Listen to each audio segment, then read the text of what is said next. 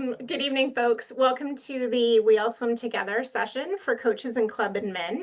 We're really pleased to share these resources that we've worked so closely with Canada Artistic Swimming over the last kind of year and a bit to co-create. So I'm going to invite Steve to join and to share a little bit more about why we created these We All Swim Together resources.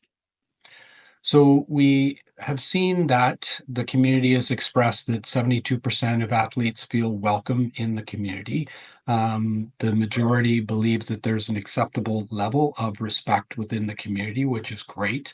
But about a third have stated that peer-to-peer interpersonal conflicts that could lead to bullying is an issue, and that 23% say that bullying is an issue in artistic swimming.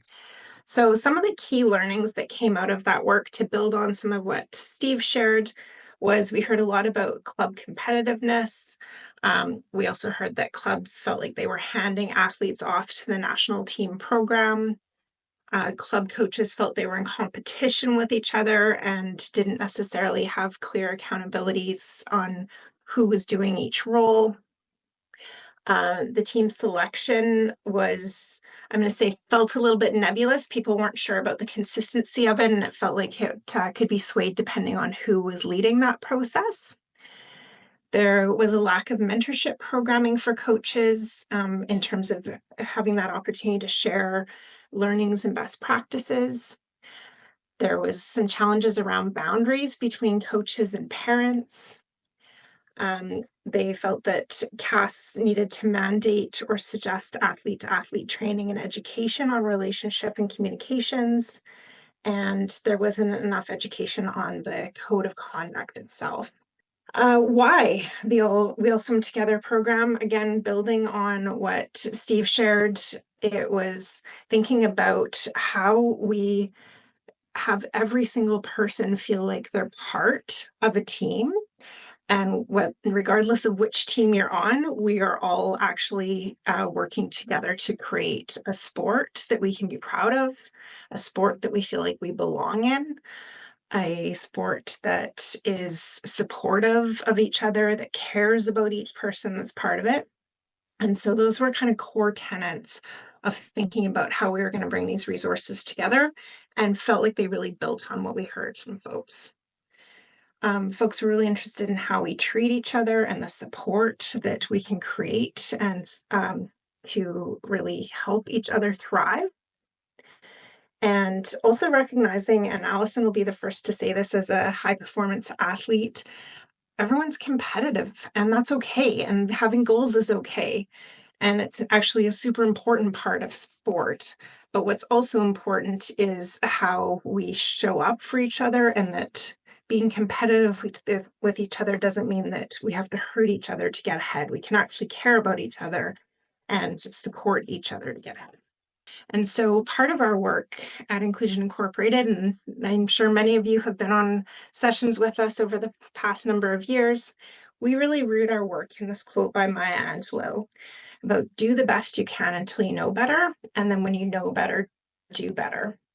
And that is like a core tenet of how we show up in the work and what we try and bring to the work with every organization and leader that we're working with. And ultimately, at the heart of that, the heart of our sport is humans. And every single one of us is highly diverse in how we show up in the world. And all of us think differently, we act differently, we look differently. We have all of these many, many attributes that we bring to our sport and our community every single day. And yet we kind of get busy doing the sport piece and we forget about the human piece, and that we all have a lot going on in our lives that we might not be ready to share with folks. And so kind of that patience and that curiosity to dig in and to start to try and understand what's happening for someone, so that we're creating a space for them to show up, to be seen, to be heard, to feel like they're part of this community. One of the pieces that we consider a lot in our work is how we take care of each other, and when we don't take care of each other, what that looks like. And so I share this pyramid of harm, and some of you that have been in workshops with us before may have seen this before. To us, this is a super important piece of the work because when we let little things go, they actually build upon each other to become more and more harmful to the individual who is experiencing them. And so, in this pyramid of harm at the bottom, it starts with attitudes and beliefs. And so, thinking about some of those attitudes and beliefs, and some of those are ones that we literally grew up hearing things, understanding things a certain way.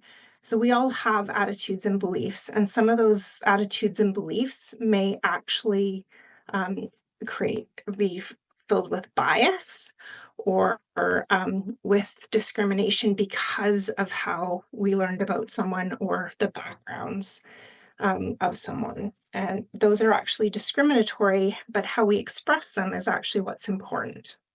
And so we watch and hear these pieces all build upon each other, and those can start and seem relatively harmless, but can quickly grow to more violent ways of expression. So, wanting to share that as a background in terms of if we're aware of this and we understand that those pieces can all build on each other, then thinking back to how do we create cultures that are supportive and that allow each person to be who they are and that recognize and address when there's some sort of harm happening in that situation so that we mitigate that and we take action against it and we create that space of safety and inclusion and really recognition and valuing of each person. One of the other pieces that is important for us to understand as we think about culture is really also that wheel of power and privilege and recognizing where each of us is positioned within the wheel of power and privilege. And for those of you that haven't encountered a wheel of power and privilege previously, there are many different variations. And I would encourage you to Google it and to find a version of the wheel of power and privilege that really resonates for you. But the way a wheel of power and privilege works is on the outside, you can see there's different identity markers. So things like citizenship, skin color, education, ability, sexuality, neurodiversity, mental health, body size, housing, wealth, language, gender. And inside the circle, starting at the center, are identities within each of those categories that tend to hold more power in our society. So some of the things we heard via Mentimeter around what's been normalized in your sport, body shaming, praising athletes for having long legs, verbal abuse, physical abuse, overtraining, bullying, being underpaid, overworking, texting, always being available. Parents texting coaches at all hours of the night. Concussions. Physical punishment through workouts for not learning or performing. Wanting to have everyone look the same or similar on a team. Sexy bathing suits, the more bum, the better. Really loud coach voices around the pool deck. Training inequities, competing against one another, look of inclusion of different abilities and levels, putting down a teammate to be seen as better, texting coaches, parents staying at the same hotel as swimmers, and sometimes drinking around swimmers. Comments about body size. So some pieces to think through in terms of some of the pieces that are showing up in your sport. So thus the We All Swim Together tools. And as we were working on this project and thinking through some of the work that had already been done in artistic swimming around safe sport, that name of "We all swim together," "Nageons tous ensemble," just felt like it really resonated in terms of thinking about how we take care of each other. And not just on a team, but across the country, and that collectively we can be working on this in your club as a coach, but how do you connect with each other as well to support each other as you go forward? So on the website, I'll share a link in a few minutes. We have a series of tools, and each of the tools was really built around this premise of empowering athletes, coaches, and club administrators to create that positive team environment. And thinking about how we promote respect, collaboration, inclusivity across all of the tools. And each of the tools has a video that introduces it and then a infographic that really brings it to life. And so some of the key program elements of the tools is that with the athlete one in particular, and we have kind of one that's specifically for athletes, one specifically for coaches, one for sport leaders, and one for club administrators. And I would say all of them need to come together to create that consistent approach across your club. And as I said, it can be beyond your club, it can be across your PSO, it can be across the country. Because I think sharing stories of success with this is going to be one of the pieces that will also help you be successful as you go forward. So with athletes, we're really thinking about how we take care of ourselves and our teammates in creating that culture. And so thinking about what those positive, inclusive environments and being a good teammate would look like, thinking about respecting differences and also standing up for each other when it matters. For coaches, it was around establishing boundaries. So some of the comments we just heard in terms of some of the use of text or not really any time boundaries, thinking about some of that to create those clear expectations and maintain really professional boundaries with the families and also across the artistic swim environment. But also in balance to that, encouraging open communications and setting out those expectations early in the season. Sport leaders, we talked about, and this one's called Ripples to Resolutions, and it was really around thinking about resolving conflicts constructively and how do we do that at a time when conflict has kind of led to safe sport complaints or gotten buried. And this is an opportunity to really think about how do we kind of dig into that and have some of those more challenging conversations in constructive ways. And the fourth one is for club administrators, thinking about how we're setting our clubs up for success. And really in that one, we have a bit more of a checklist approach around each season and thinking about how you bring these tools to life. So on the establishing boundaries one for the coaches resource, and again, these resources can be used by each role across the organization. It's not specific to coaches necessarily, but it was prioritized for coaches, given some of the feedback we'd had and recognizing that boundaries were an area of challenge. So we give a little bit of background about the resource. I'm not going to go line by line on the resources. I'll just give you a heads up, but this is a bit of a highlight about each resource. And then also I'll share the link, as I said, at the end to directly access them if you haven't already looked at them. But thinking about in this one, we really focused a lot on how you create those boundaries through positive parent relationships. And so we talk about proactive communications. What are some of those steps you can take to create proactive communication with parents, right from the parents and caregivers, right from the outset?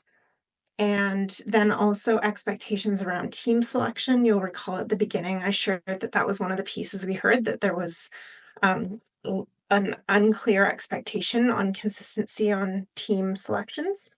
So we tried to put a few notes in there about how to address that.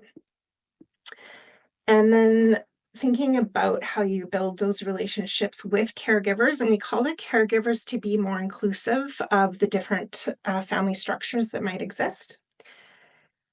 And then also really focusing on setting up caregiver meetings each year, or multiple meetings per year, but really thinking about what are some of those pieces that need to be part of those meetings.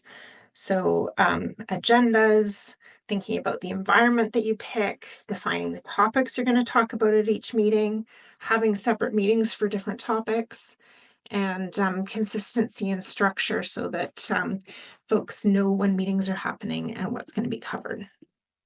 And then we gave a couple of examples of agendas that could be covered in caregiver meetings, so that there's a little bit of a starting point in terms of some of the things that you're going to want caregivers to think through.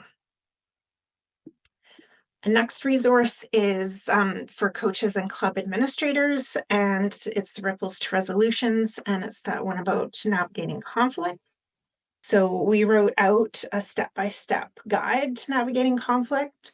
I'll encourage you to read through a few pages of different pieces here, and then there's a great video by one of our colleagues, Samantha Heron, who puts this sort of together in a brief video where it gets introduced, but really talks through sort of how do you start to understand the different perspectives that might be coming into that conflict and that conversation, and then thinking through the different layers of that, identifying common interests, starting to figure out how you have constructive dialogue about it, and we'll continue to carry you along that journey from there.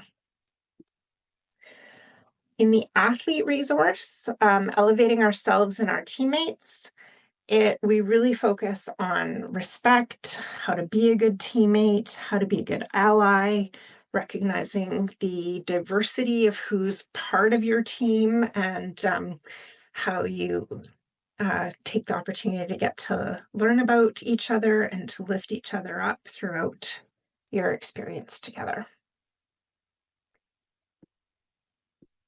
And the fourth one is primarily focused on a club administrator resource. We appreciate that many folks might be wearing multiple hats, so could be other folks in the club that are also part of getting this going. But this is a bit more of a checklist style, and thinking about how you can use these resources, and a bit of an annual planning plan about bringing them to life. And so it takes you through both the resources and how to start to implement them. Talks about culture creation and some of the pieces that you might want to consider there. We also dig a little bit in this one and the coaches one around values, and how are you co-creating values with your club, so that becomes part of an activity you do with the athletes. The parents might be involved as well, and you're actually mapping that and creating that, and then holding people to account on those as you go forward, which can be a really powerful exercise, so that you're actually creating that culture together and those expectations. And then you can also have conversations about, what if this isn't working? What are we going to do to hold people to account and create kind of that grace and that actual culture of understanding what some of the outcomes of that might be if you're not treating each other well, and what might some of the steps need to be around that, so that it's a group decision. And that can really be a great place to start. And I don't know how many folks on this webinar watch Ted Lasso, but we have rewatched that a few times this winter as we went through a few illnesses. And it's just that show is such a beautiful way of exploring different layers of culture and creating a really amazing culture shift in an organization. So that'll be my other recommendation for you, is a little Ted Lasso time if you need some more coaching on culture. And then one of the other areas that we talk about in this one is around communication, and also conflict management. and appreciating that a lot of challenges within sport actually come from kind of that lack of communication or assumptions that come along the way. So that opportunity to really dig in and create some proactive communication strategies that will maybe help mitigate some of the challenges that come up. I'm going to invite a CAS board member in to just share a little bit of their thoughts on these resources, and then we'll talk about some next steps together. Hey, well, thanks very much, Andrea, and good evening, everyone. I just want to take a moment to thank Generation Safe and Inclusion Incorporated for their incredible work on this We All Swim Together program, and to thank the entire artistic swimming community for welcoming this important initiative. It's very energizing to see us all come together to create this culture of inclusivity, respect, and safety in our sport. Now, I had the opportunity to see this program previewed at our national conference in September. And I must say, I was immediately impressed with the thoughtfulness and the comprehensive approach. And these initial impressions have been reinforced over the course of this season as I revisited these resources and as they got posted on our website, in considering challenges that I've seen as a CAS board member and as a synchro parent over the course of the season. And I can say these resources, tools, and the education in this program will definitely help athletes, coaches, parents, and clubs tackle key challenges and build stronger, healthier relationships across our community. So on behalf of Canada Artistic Swimming's Board of Directors, we fully support this program. We're excited to see the positive changes that it will bring. And we're on this path of creating a more supportive and inclusive environment for everyone in our sport. And this program will play a key role in shaping that future. So with that, I'll turn it back over to Andrea to talk about how we can bring this program to life at your club. So as I think about this work, really, it's about how we humanize and put people at the center of what we're doing in sport. And I've worked in sport a good chunk of my career, and I feel like sometimes we get caught up in the doing and we forget who we're doing it for. And so these tools were a really good reminder to me about how we're thinking about each other and taking care of each other and putting each other at the center as we go forward. So what I'd like to invite you to do, and this is another QR code for you, so hopefully you have your phones handy. We'll encourage you to use your phones, even though usually we tell people not to use technology while they're on webinars, and to think about how you can build this into what you're doing in your club. And so if you go to the QR code, it's going to take you to a Google form. And as you fill out the answers to these questions, it will actually send it to you at the end. So you're going to have your own little action plan to take away from tonight's presentation. And just want to invite you to take this opportunity to really move this forward and get to work in creating that culture of inclusion. So yeah, think about when you review some of these resources, we also tried to create sort of some easy entry points, knowing that some of the pieces that we talk about are pieces you're already doing. So hopefully not too difficult to evolve them a little bit, and a little bit is better than none. So feel free to do sort of your little bite-sized chunks that allow you to start to move some pieces forward, and change takes time.